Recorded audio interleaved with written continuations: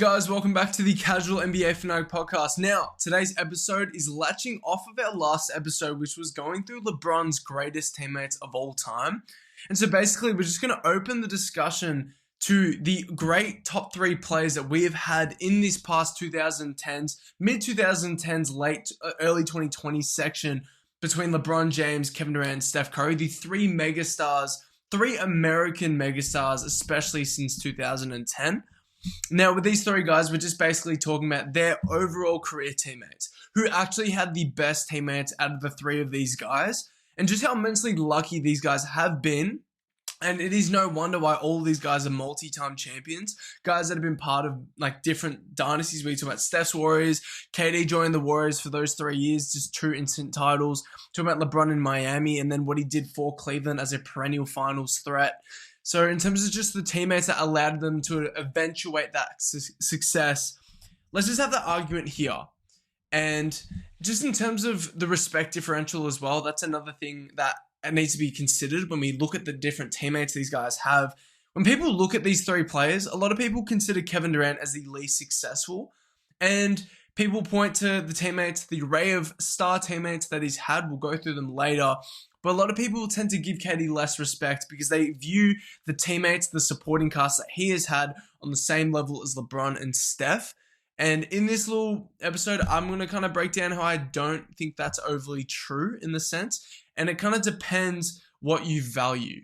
And also in the team hopping context that fans will always throw at Kevin Durant, I just don't know how much validity there actually is to that statement. Because yes, you can talk about team hopping and joining different star casts for small tenures, but that undercuts the value of what it is to be in a longevity relationship with a franchise, with longevity partnerships with different star players tailored perfectly to your needs. And I just don't think KD ever fully had that in his career.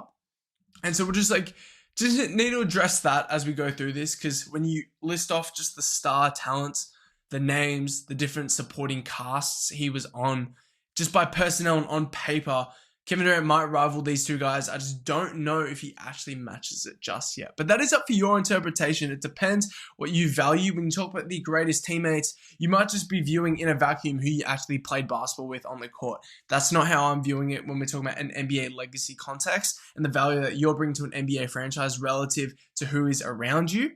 But let's get into it by quickly just summing up what we were talking about last episode, which is basically just the recap around LeBron's teammate tenure with every one of those superstars he was paired with.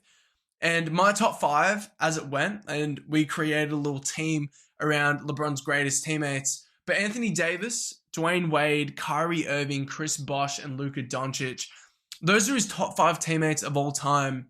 And obviously continuity, not as strong when you compare to guys like Steph Curry or even just the tenure that KD had with Russell Westbrook, with most of those guys up there. But this is multiple 3 to 4 year tenures between guys like the Wade and Bosh, the Kyrie and Kevin Love. And then you're also getting a 6-year tenure in LA with, arguably, to me, his greatest and most talented teammate of all time, Anthony Davis. I'm not saying AD is a better player than Dwayne Wade, but when we're talking about the peak version that we got of Anthony Davis, because again, this wasn't 2009 Dwayne Wade. For majority, we're taking about, 2012 or 2013 Dwayne Wade. That is a big step down compared to the level he was at previously. And in terms of the role that he was in as more of a supplementary player, supplementary star, he just didn't provide the same complementary skill set to be able to provide the same production and just overall impact that AD provided to the Lakers squads, especially when they won the title. That is my argument for AD. But in terms of a 6-year tenure with Anthony Davis, that is relatively strong longevity of a partnership between, again, two guys who were perennial top 10 players in the NBA no matter what year you take of them. And then adding to this, the list, it's not even just those top five. I mean, Kevin Love, like I mentioned before, but Zydrunas Ilgauskas, that is LeBron's longest tenured teammate, multi-time All-Star. Austin Reeves is up there. Mo Williams, underrated All-Star in the late first Cleveland Cavaliers stint. I threw Russell Westbrook in there just because, my favorite player of all time, but obviously I'm not really taking that seriously. But it's also the role player list overall, which is insane. Obviously in the early Cleveland days, not as polished around there, but when you go into Miami, it's some Udonis Haslem, it's Mario Chalmers, it's Shane Battier, it's Ray Allen. These are high quality role players relative to what they were asked to do in their respective situations. To Mike Miller, just guys that were able to fill the spots around LeBron in terms of what he needed. And then you go to Cleveland, it's Tristan Thompson, it's J.R. Smith, guys like Richard Jefferson. It's just like a long tenure with role players that actually fit what he needed out of them. And like you also add on to guys like, you know, Anderson Varejao adds to that list. He had 10 years with guys like short 10 years with guys like Anton Jameson. So in terms of just the role player list that he was starred with, and then you go to LA, it's JaVale McGee, it's Dwight Howard. I know Kyle Kuzma got some reps in there, but it's even like the Rajon Rondo that he got in 2020. That is valuable coming as a like role player cast around you. And in terms of just multiple star casts on top of that, we're talking about the Miami star cast, the Cavs star cast, and then what the Lakers were able to surround him. Not even just with AD, but also chucking in Austin Reeves, and then eventually a bit of Luka Doncic, where the LA tried to go for a bit of a run towards last year. But that is valuable. Again, like obviously Steph Curry, he didn't have the same value of having multiple different star casts. It's more or less the same. KD had too many multiple star casts. LeBron just had a beautiful, just a decent amount of longevity with his partnerships, but then also just multiple different situations that he found himself in and multiple different formulas to try and crack the case of winning a title, which he did in 3 different locations. And when you talk about the multiple different sections he was in, like we talk about the Cavs stint, like the second Cavs stint when they hoisted the trophy, more prioritizing offensive skill. The Lakers in 2020, more of just interior physicality, just overwhelming physicality and rim pressure. Talking about Miami, it's just more of the physical athleticism, especially at the wing spots with a ton of play finishing on the perimeter. Especially within the star core, you talk about physical athleticism between D Wade and LeBron, what they were doing in transition, what Chris Bosh brought in terms of the footwork, the agility at the center position. But that's what LeBron's case is. It's more of just a balance of what you see from KD and Steph.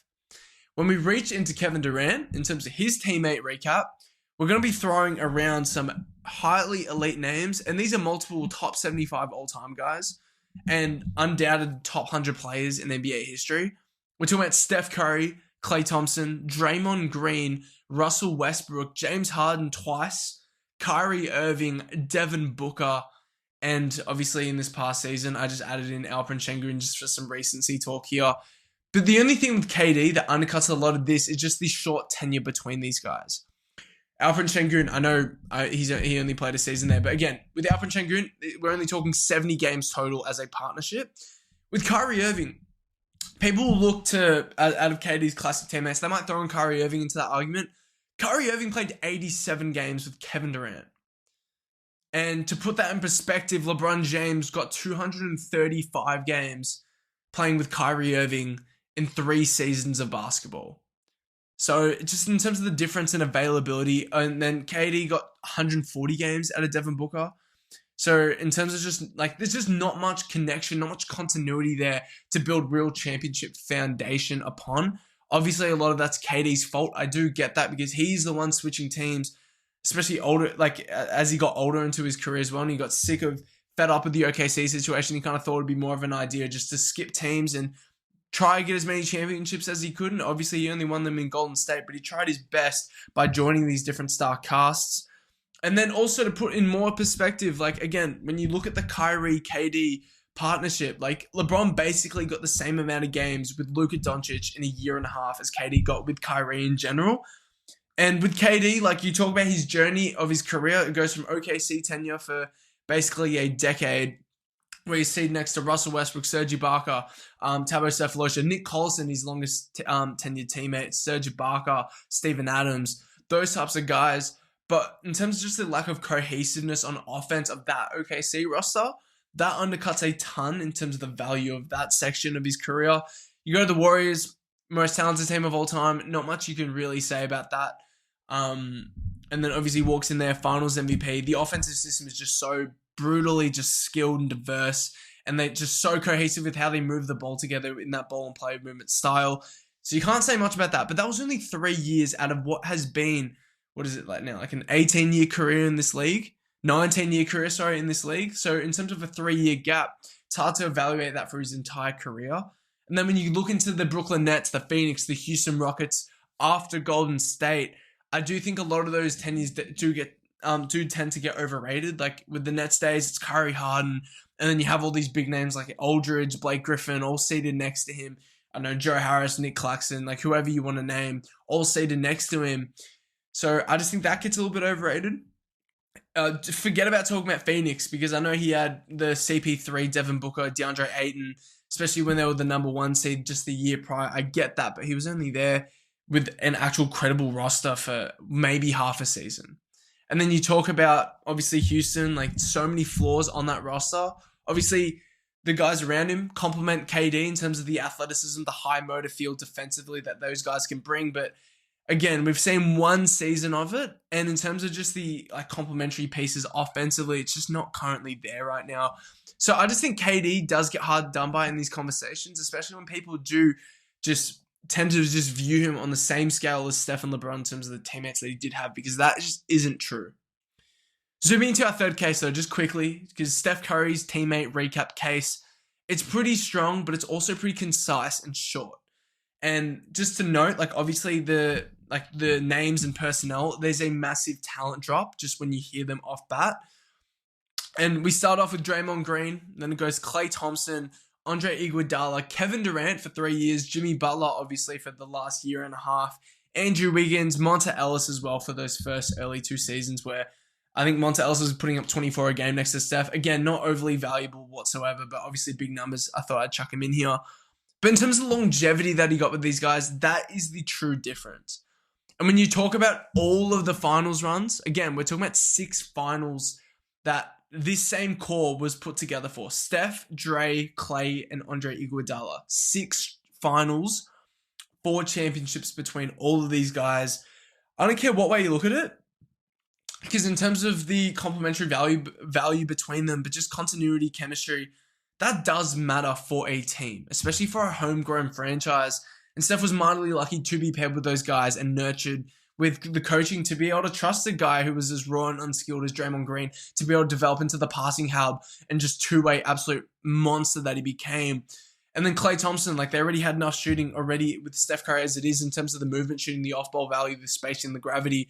But just keeping Klay Thompson in that situation from when he was drafted and just having this overpowered pace and space system.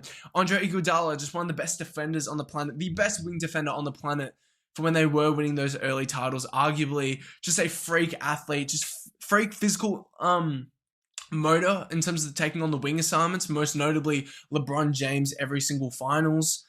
And then you talk about bringing in guys like Andrew Wiggins, who he spent quite a bit of time with, who we did hoist the trophy with, where Wiggins was probably their 3rd best player in that squad. So in terms of the teams that were put around Steph when he was winning titles, obviously right now it's a bit different. The Warriors, I know they feel a bit restricted. Ever since Bob Myers left, they're a bit more restricted in terms of the moves that they've wanted to make around a Steph who is basically, I think he's 38 now, or turning 38 at least. But in terms of just the heat of his prime, that is where you're getting the most value out of in terms of teammates, and that's what you're going to be graded for the most. And again, Draymond Green, I don't think LeBron got more than 600 games with any teammate, and Draymond got 947 with Steph. Steph got 812 games with Klay, just another side note, and he got 500 games with Andre Iguodala. That is just a ton of time to be able to build up that team rapport on. And again, so it's basically just, for me, I'm just valuing the continuity and the long-term fit, the value that gives to you for your career to have multiple different goes at winning the title, obviously. The multiple times rolling the dice with the same crew and just building up your chances each and every time. But, as obviously we talk about that with Steph, but my consensus does lean towards the more balanced argument here. And I do think LeBron, obviously he's had 5 more seasons than KD, and he's had 6 more seasons than Steph Curry. But I'm leaning with LeBron here. And it's because the list of names that you actually pair next to him, from the role players to the multiple All-Stars, All-NBA, so the superstars that he was paired with, and then also just the relative longevity between Steph and KD. He was getting, again, 4 to 6 year tenures with these superstars. Just relative longevity with these guys, and then the role-playing cast as well, just having that dedicated longevity in those respective tenures. That does, for me, put him on top of this list as the luckiest player in terms of the teammates that he's had. Dre, Draymond Green, Klay Thompson, these are guys that never reached top 5 peaks as NBA players. So when you compare him to Steph Curry's teammates, LeBron got basically like Anthony Davis and Dwayne Wade. Like, we're talking about 2 guys that were top 5 to 6 players in the world. Anthony Davis, arguably the 3rd best player on the planet when he won the title with LeBron. That is just value that Steph didn't really get. Obviously, he had the KD tenure for 3 years. But in terms of outside of that, when you talk about Dwayne Wade, Kyrie Irving, for the amount of time that like LeBron actually had them for. And then Chris Bosh, this is a guy that was anywhere from the 12th to the 18th best player in the NBA. Basically a superstar when he first joined with LeBron as well. Like, I just think the names and then the different star casts he got paired with, there's value in mixing and matching with different crews in different points of your career, especially as you get older. When you might want to load up a more interior physicality to be able to cushion LeBron in the Laker days, that's valuable. You didn't need to do that as much, obviously, in Miami, in Cleveland. Obviously, as Steph gets older, the defense declines, the athleticism, driving, and like actually being able to get real dribble penetration, like that's all declined. But the Warriors haven't made many more moves, especially altering the star cast around him to be able to benefit that in that way. So in terms of that aspect, I give the nod to LeBron. Obviously, longevity, we value that a ton, but you do want some sort of mixing and matching along like a career that spanned 24 years. Because again, LeBron in the early Cleveland days had very different strengths to what he had in Miami, very different to what he had in the second Cleveland stint, very different to what he had in LA when he first joined, and to now when he's in his 40s. And obviously, we didn't add Jaylen Brown, Joel Embiid, Tyrese Maxey just yet to that list. But in terms of just who LeBron was paired with, also in the fact that he was paired with some of the most complementary tandems that you'll ever find, in especially Anthony Davis and especially Kyrie Irving. So for that fact, I'm going to give LeBron the hint here that he has had the best teammate section out of any of these top 3 USA megastars since 2010. Steph Curry, easy second place, and arguably for some people, but I'm going to have KD at number 3 on this list pretty easily here. Now, I appreciate you guys for listening. Obviously, I just wanted to go through just a quick deep dive. It's the off season, so I'm going to try to bring up some interesting conversations, obviously, as much as I can. But I appreciate you guys for listening. Let me know what you guys think on how you guys would rank these guys. I know LeBron haters would absolutely love to say, oh, he's had the best teammate cast. It's probably true, but also he's played 6 more years than Steph Curry did. He's played half a decade more than KD, so it's bound to happen in his case. But let me know what you guys think and how you guys feel, especially with the KD ranking, how you guys value teammates respective to talent, personnel, different tenures, longevity, careers. You guys let me know. I'll catch you guys in the next one.